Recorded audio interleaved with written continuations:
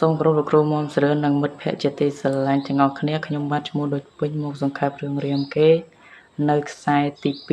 2នៅពេលព្រះរាមបានចេញពីគោខនមកព្រះអង្គបានទតឃើញថានៅព្រៃកំពុងតែឆេះមួយកន្លែងដោយសារកម្ដៅព្រះអាទិត្យនៅពេលនោះដែរស្លឹកឈើកំពុងតែឆេះខ្លោចផ្កាកំពុងតែក្រៀមក្រំក៏ប្រែคล้ายទៅជាស្រស់ញញឹមទាំងអស់វិញរីឯព្រះអាទិត្យកំពុងតែបញ្ចេញកម្ដៅខ្លាំងក៏បានកាត់បន្ថយកម្ដៅរបស់ខ្លួនវិញលុះធម្មជាតិរីកស្រស់ញញឹមអស់ហើយ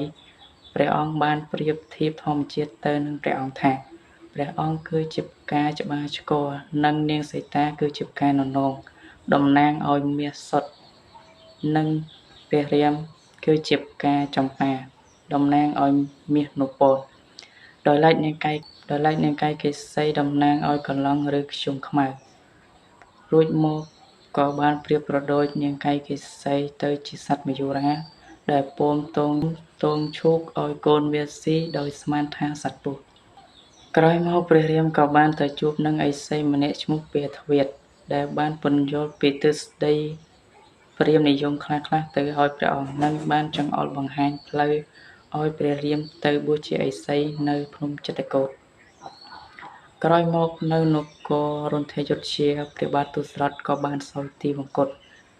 នៅពេលនោះដែរនាងកៃកេសីក៏បានសរសេរសំបុត្រទៅប្រាប់ព្រះភិរុតថាឲ្យមកជាអធិបតីក្នុងរាជពិធីរាជាសេចរបស់ព្រះរាមនិងនាងសីតាពេលនោះព្រះភិរុតពិតជាត្រេកអរយ៉ាងខ្លាំងក៏បានធ្វើដំណើរមកដល់ភ្លាមពេលព្រះអង្គមកដល់នគរក៏បានឃើញនគរពិតជាស្ងាត់ជ្រងំពេលព្រះអង្គបានជ្រាបរឿងពិតព្រះអង្គពិតជាខ្ញាល់ជាខ្លាំងមានបំណងចង់សម្លាប់នាងកៃកេសីតែដោយសារការអង្វរកររបស់នាងព្រះអង្គក៏សុខចិត្តទៅតាមរកព្រះរាមឲ្យមកគ្រងរាជសម្បត្តិវិញ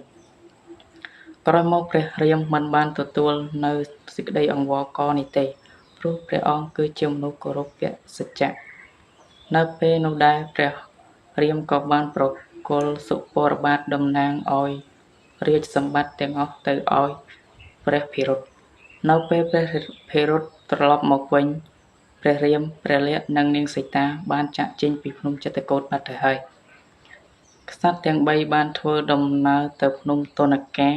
ជួបនឹងយក្សមួយឈ្មោះពិរិទ្ធសូមអរគុណចំពោះការស្ដាប់រឿងសង្ខេបរបស់ខ្ញុំនៅខ្សែទី2នៃរឿងរាមកេរ្តិ៍បើមានកន្លែងណាខុស